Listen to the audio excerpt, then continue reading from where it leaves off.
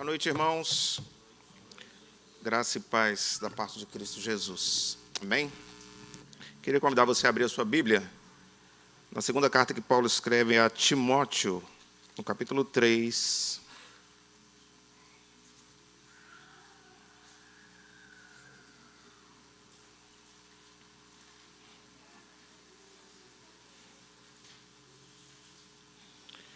Segunda Timóteo, capítulo 3.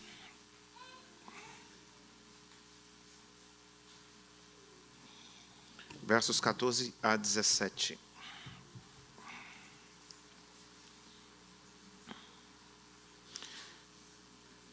Segunda Timóteo, capítulo 3, versos 14 a 17, a palavra de Deus para a nossa edificação dirá assim: Tu, porém, permanece naquilo que aprendeste e de que foste inteirado, sabendo de quem o aprendeste, e que desde a infância sabes as sagradas letras que podem tornar-te sábio para a salvação pela fé em Cristo Jesus. Toda a Escritura é inspirada por Deus e útil para o ensino, para a repreensão, para a correção, para a educação na justiça, a fim de que o homem de Deus seja perfeito e perfeitamente habilitado para toda boa obra. Vamos orar? Deus santo, Deus bendito, nós nos colocamos diante do Senhor mais uma vez em oração, agradecendo ao Senhor pela oportunidade de estarmos com a Tua palavra aberta diante de nós, declarando, Deus, que nós cremos no Teu poder, na Tua graça, na Tua providência bendita, declarando, Deus, que nós acreditamos na inerrância e na suficiência da Tua santa palavra, declarando, Deus, que nós somos falhos, fracos e que necessitamos da iluminação do Teu Santo Espírito, iluminação que o Senhor deu aos Teus servos para que escrevessem esse livro sagrado. Nós precisamos dessa mesma iluminação para compreender aquilo que o Senhor tem a nos dizer nessa noite. Que assim seja, então, para a Tua glória. E que as palavras dos meus lábios e que o meditar do meu coração sejam agradáveis na Tua presença, Senhor, rocha minha e Redentor meu. Meus irmãos, nós estamos entrando no mês de outubro. Hoje é o dia 2. Hoje é dia 2, né, do mês de outubro. Nós estamos, então, entrando nesse mês, que é um mês tão importante para a religião cristã, para a história cristã. Por quê? Porque no dia 31 de outubro de 1517, 505 anos atrás, Martinho Lutero, um monge alemão, afixou na porta do castelo de Wittenberg as suas 95 teses. Na verdade, o que Martinho Lutero fez foi fazer com que culminasse, que viesse à superfície, um movimento que já estava ocorrendo de reforma naqueles dias por conta dos desmandos da Igreja Católica, que era a igreja dominante naqueles dias. Martinho Lutero, então, é o grande ícone desse movimento que tem o nome de Reforma Protestante. Talvez você pense, já ouvi algumas pessoas dizerem isso, que a religião evangélica se iniciou nesse movimento da Reforma Protestante. Isso não é verdade. A Reforma Protestante ela é, na verdade, um retorno à religião evangélica. É um retorno à doutrina que foi entregue aos santos e que caminhou bem desde Atos, ali, do início da igreja, obviamente desde a pregação de Jesus, dos apóstolos, no primeiro século, com a igreja primitiva, e que só se desvirtuou por volta do século III, quando a igreja, então, se misturou com o governo, com a política, e foi perdendo, então, a sua pureza. Então, lá, no século XVI, alguns reformadores, entre eles Martinho Lutero, começam, então, esse movimento da Reforma Protestante. Quais eram os principais desmandos da igreja dominante daquela época, da igreja papal daquela época?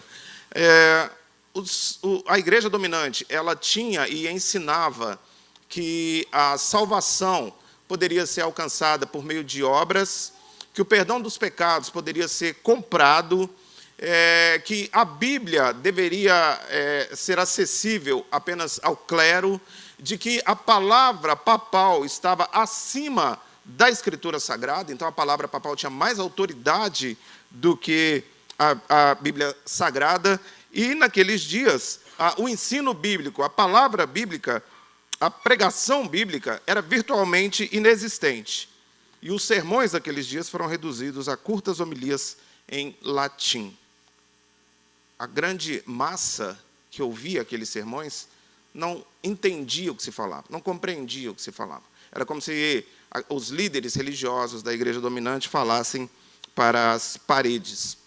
De acordo com a teologia ortodoxa católica, o Papa atua como vigário, e vigário significa substituto. O Papa era, então, o substituto de Cristo aqui na Terra, e por isso a sua palavra tinha mais valor do que aquilo que está registrado na Sagrada Escritura. Lutero e os demais reformadores ensinaram diferente. Trouxeram à tona a verdade de que a palavra de Deus, a Escritura Sagrada, é vox Dei, a voz de Deus, e que nenhum governo, nenhuma tradição, nenhuma igreja, nenhum homem tem para a igreja valor normativo, a sua palavra tem para a igreja valor normativo acima da Escritura Sagrada. Então, dentre as 95 teses que Martinho Lutero fixou naquele dia, na porta daquele castelo, lá na Alemanha, foi criada uma síntese, você certamente já ouviu dizer, com o nome de 5 solas. E o primeiro desses 5 solas é o sola Scriptura, é onde tudo começa. Então, por meio de nós entendermos que a Escritura é, de fato, a palavra de Deus, e que somente ela tem autoridade normativa sobre a igreja, é que vieram, então, todos os outros solas. Solus Christo, sola gratia, sola fide, soli Deo gloria.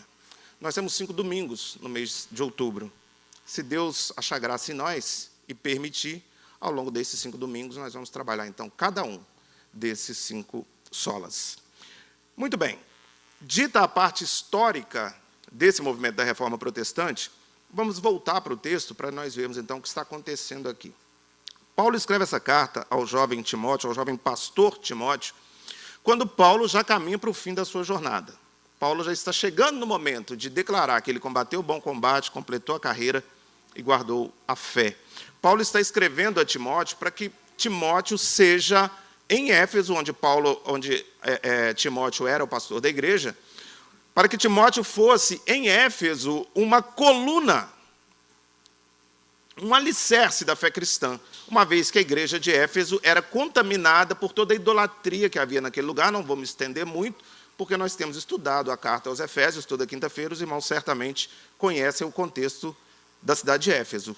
Mas Timóteo, então, é o pastor daquela igreja, e Paulo escreve a ele, então, para que ele se mantenha firme na fé que lhe foi entregue, para que ele mantenha firme a doutrina dos apóstolos, para que ele mantenha firme a fé no Senhor Jesus e que ele continue pregando o evangelho da graça do Senhor Jesus a despeito de tudo o que ocorria, de todo o contexto no qual Timóteo estava inserido.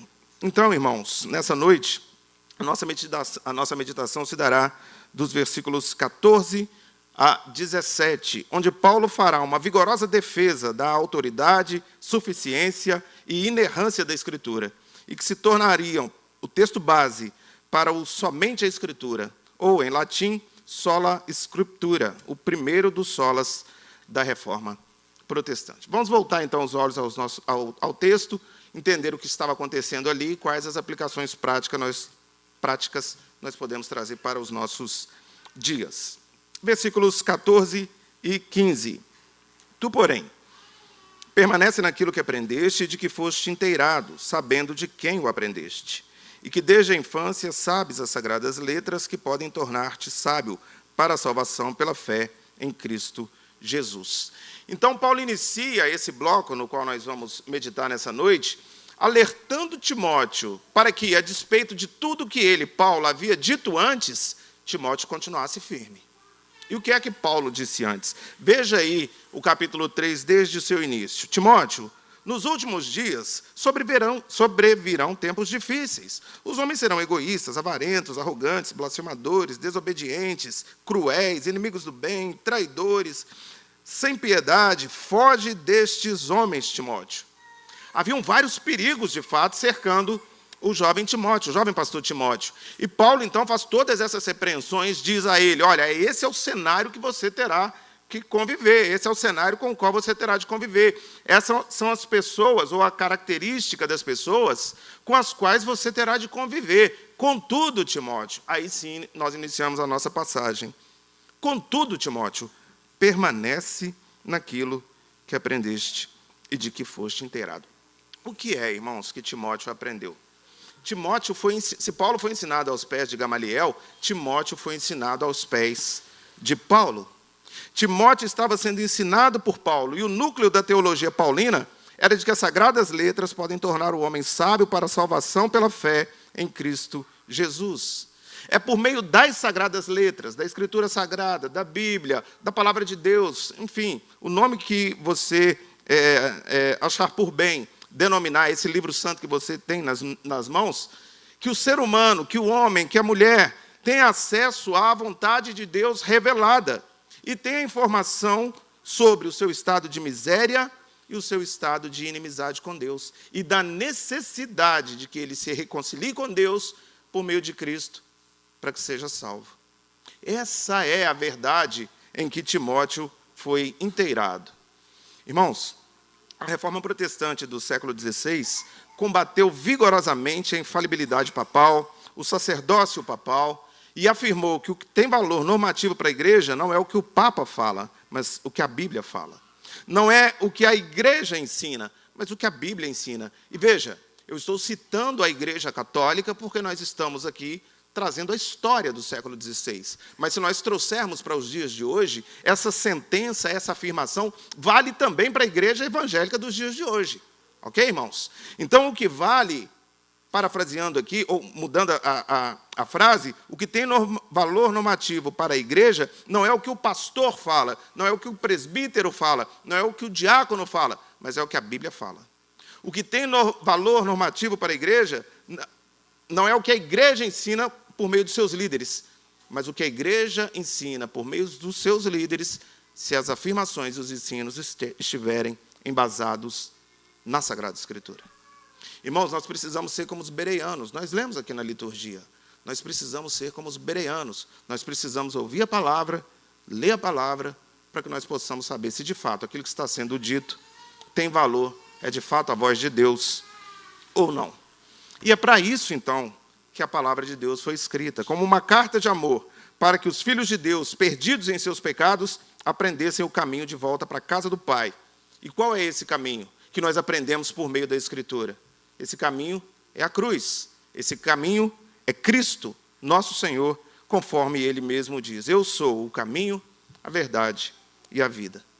Então, irmãos, a mensagem de Paulo tem como objetivo fazer com que Timóteo se preocupe com o que verdadeiramente importa, que é a salvação de almas. O que Paulo está dizendo a Timóteo é: Timóteo, não dê ouvidos às conversas que virão por aí. Não dê ouvidos às pessoas que vêm por aí. Preocupe-se única e exclusivamente com a salvação de almas. Porque o mundo, irmãos, e toda a sua concupiscência passam, mas aquele que faz a vontade de Deus permanece eternamente. Então, o que de fato importa é onde passaremos a eternidade e com quem passaremos a eternidade. O que fica, então, para mim e para você, de mais claro dentro desses dois versículos é: permaneça firme naquilo que você aprendeu. Versículo 16. Toda a Escritura é inspirada por Deus e útil para o ensino, para a repreensão, para a correção, para a educação na justiça. Paulo, então, vai dizer a Timóteo que a maneira, o método, o meio que Deus mesmo, que aprove a Deus mesmo, disponibilizar para que os seus servos se mantivessem firmes naquilo que aprenderam, é a palavra de Deus, é o cânon, de Gênesis a Apocalipse. É óbvio que naqueles dias a palavra de Deus, o cânon, ainda não estava completamente fechado, mas já circulavam algumas cartas do Novo Testamento e Timóteo já tinha todo o Antigo Testamento em mãos. Então o que Paulo está dizendo é: toda a Escritura, toda a porção da Bíblia que você tem em mãos, Timóteo, foi inspirada por Deus. Por que se faz tão necessário, irmãos, hoje, tantos séculos depois, nós reafirmarmos essa verdade? Porque nós ouvimos dizer por aí que a Bíblia não é inspirada por Deus. Nós ouvimos dizer por aí que a Bíblia contém a palavra de Deus, mas que ela não é a palavra de Deus, desvirtuando, então, a autoridade da palavra de Deus. Os liberais tentam ensinar a mim e a você que a Bíblia não é um livro histórico. Os liberais tentam ensinar a mim e a você que a Bíblia é um livro feito por homens, e por conta disso ela pode sim conter erros. Irmãos, toda a Escritura é inspirada por Deus. É assim que nós cremos. É isso que a Reforma nos diz. É isso que a própria Bíblia nos diz. A Bíblia, irmãos, a palavra de Deus, é tudo que nós precisamos para, de fato, crer na autoridade desse livro santo que nós temos em nossas mãos. O Espírito Santo nos diz, nos aponta, nos ensina que esse livro nas nossas mãos é, de fato, a palavra de Deus.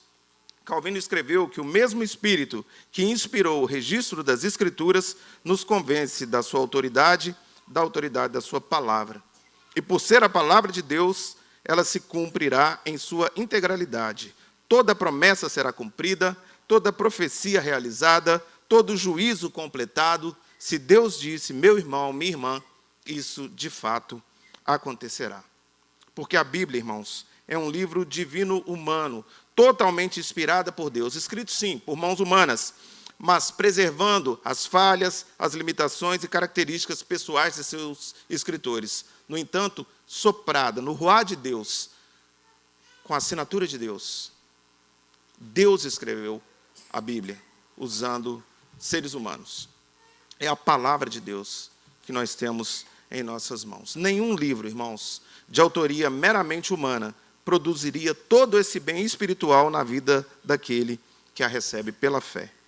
A igreja jamais esteve ou estará acima da Bíblia. Martinho Lutero, que afixou as teses na porta do castelo de Wittenberg, escreve que devemos à Escritura a mesma reverência que devemos a Deus, porque elas procedem de Deus. Irmãos, com o passar dos anos, com o secularismo, com o pragmatismo que vai entrando pelas igrejas, com o liberalismo que vai entrando pelas igrejas, muitas pessoas desvirtuaram o uso da Bíblia, a importância da Bíblia, a autoridade da Bíblia. Muitas pessoas têm a Bíblia como um manual de bons costumes. Muitas pessoas chegam ao exagero de abrir a Bíblia numa página qualquer e aquele texto que vier à frente dos seus olhos, na primeira olhada, é o que norteará o seu dia. É como ele conduzirá o seu dia. Como se a Bíblia fosse uma série de textos soltos, lançados aqui, como um manual de boas maneiras, de bons relacionamentos, ou de como se ter uma proeminência social. Prosperidade financeira. De maneira nenhuma, irmãos. A Bíblia é um relato escrito com gotas de sangue, com tinta de sangue, sobre a obra salvadora que Deus propôs por meio do seu Filho, para que eu e você fôssemos reconciliados a Ele. A Bíblia, nem de longe, é um guia. A Bíblia, nem de longe, é um manual de boa convivência. Todas essas questões são periféricas e secundárias. E o que, de fato, caracteriza a Escritura é a proclamação do Evangelho de Jesus Cristo. Mensagem essa centrada em sua morte substitutiva, em sua vida e obra. O que, de fato, caracteriza a Bíblia é o ensino sobre vida e morte eterna, sobre destino eterno. E, por meio da palavra, reconhecemos a condição humana, reconhecemos a criação, o pecado original, a dívida que contraímos, a vinda de Jesus e de como Jesus veio ao mundo para pagar essa dívida e de como nós nos beneficiamos dela por meio do seu sacrifício. Em resumo, em síntese, a Bíblia é sobre Jesus Cristo. Toda a Escritura trata sobre a obra salvífica de Jesus Cristo. Nós cremos nisso, de fato? Nós pregamos e ensinamos isso de fato? Porque, irmãos, os patriarcas exaltaram a primazia da palavra de Deus, os profetas também o fizeram, os apóstolos a defenderam, os pais da igreja morreram para defendê-la, os reformadores a tornaram popular e acessível, e por isso, apenas por isso, hoje, você tem em suas mãos um exemplar da voz de Deus, da palavra de Deus, da vontade de Deus revelada. Nenhuma voz na igreja de Cristo pode se elevar acima da Escritura Sagrada, inspirada pelo Espírito Santo, para conduzi-la a toda a verdade. Cristo é o cabeça da igreja e ele a governa segundo os preceitos estabelecidos na Escritura. Paulo relata os resultados que a leitura sistemática desse livro santo produz em seus leitores, no final aí do versículo 16. A Bíblia ensina o caminho em que devemos andar, a vontade de Deus para a nossa vida, o imperativo de viver para a sua glória e louvor. A Bíblia nos repreende quando erramos, nos disciplina, nos convence do nosso erro e nos conduz ao arrependimento. A Bíblia nos corrige, pois somos caídos em Adão, povo de coração obstinado, duro, comparado a uma terra pisada e compacta, na parábola do semeador. A Bíblia nos corrige e nos leva à obra expiatória de Cristo, pois ele veio ao mundo para nos resgatar, para dar plena satisfação pelos pecados do seu povo a Deus, e o fez com excelência. E, finalmente, a Bíblia é eficaz para a educação na justiça, para que possamos aprender que Deus faz todas as coisas conforme o conselho da sua vontade soberana, que é sempre boa, agradável e perfeita. Versículo 17. A fim de que o homem de Deus seja perfeito e perfeitamente habilitado para toda boa obra. Então, uma vez que a Bíblia tem todas essas responsabilidades sobre si, todos esses compromissos sobre si, todo esse pacto, esse acordo com aqueles que creem no Senhor Jesus, ela se expressa, ela finaliza, ela converge para um único fim. E que fim é esse? Paulo vai explicar no versículo 17. Todas essas nuances, todas essas características implicam em que nós sejamos perfeitos e perfeitamente habilitados para toda boa obra. Então, irmãos, em última análise, a Bíblia nos aponta a nossa condição sem Deus, nos ensina sobre a obra da redenção e de como podemos ser salvos. E, além disso, nos prepara para que sejamos perfeitos, pois aquele que nos chamou é perfeito. Ela nos chama para que sejamos habilitados, para que realizemos boas obras, as quais aquele que nos chama preparou de antemão para que andássemos nelas. Boas obras, não para que sejamos salvos, mas porque somos salvos. E a palavra de Deus, então, é aquela que nos aperfeiçoa, é aquela que nos molda ao caráter de Cristo, é aquela que vai fazendo com que nós, dia a dia, vamos nos tornando mais e mais parecidos com Cristo Jesus. É a palavra de Deus, um muro entre nós e o pecado. É a palavra de Deus a responsável pela nossa santificação. A palavra de Deus diz em outro endereço: santificai-vos na verdade. A tua palavra é a verdade. Irmãos, Paulo escreve aos Filipenses, no capítulo 1, no versículo 6, que a palavra de Deus está renovando a nossa mente, de que a palavra de Deus está nos moldando, que a palavra de Deus está nos aperfeiçoando à imagem do varão perfeito. Nós chegaremos, em algum momento, à perfeição de Cristo, e essa perfeição virá por meio da palavra de Deus. A Bíblia é inerrante, suficiente para transformar a nossa vida. A Bíblia é suficiente para transformar sociedades inteiras, irmãos. A Genebra de Calvino era conhecida como um paraíso na terra, porque existiam ali muitos protestantes, os protestantes que fugiam das perseguições iam para ali, constituíam família ali, viviam ali, e aquele lugar foi considerado um verdadeiro paraíso aqui na terra. A palavra de Deus. Não há atalhos. Não há atalhos para se crescer em santidade. Não há atalhos para que nós possamos fugir do pecado. Nós falamos sobre isso hoje de manhã, aqui na escola dominical. Apenas a palavra de Deus, aplicada a nós, vivida por nós, tem o poder de transformar a nossa vida e o nosso duro coração. Muito bem, irmãos. A Igreja Presbiteriana do Brasil reconhece, através dos seus símbolos de fé, e o texto que eu lerei foi retirado especificamente da Confissão de Fé de Westminster, nós reconhecemos a autoridade da Bíblia Sagrada, razão pela qual ela deve ser crida e obedecida, não dependendo do testemunho de qualquer homem ou igreja, mas depende somente de Deus, que é o seu autor e tem, portanto, de ser recebida, porque é a palavra de Deus, capítulo 1 da Confissão de Fé. Calvino escreve: Fiz uma aliança com Deus, que Ele não me mande visões, nem sonhos, nem mesmo anjos. Estou satisfeito com o dom das Escrituras Sagradas. A Bíblia é, meus irmãos, suficiente, inerrante, e não há, ou jamais haverá, outra fonte ou lugar para se buscar a verdade de Deus revelada. É ela, a Escritura, que ensina tudo o que precisamos saber sobre o pecado da humanidade, sobre o plano de salvação e sobre a obra redentora de Jesus Cristo. Meus irmãos, os dias são maus. As peregrinações às cidades santuários, como nos dias de Timóteo pastoreando Éfeso, continuam acontecendo. Os falsos profetas vão proliferando como joio em meio ao trigo, pregando as suas heresias, suas sandices, suas limitações intelectuais e bíblicas. Por isso nós temos ouvido bobagens e tolices que nos fazem temer e compadecer daqueles que têm dado ouvido a esses adeptos do modismo e do pragmatismo. Acredite, quem ainda confia em apóstolos, quem confia em novas revelações. E o texto de Oséias, escrito 8 séculos antes da vinda de Cristo, faz mais sentido hoje do que nunca.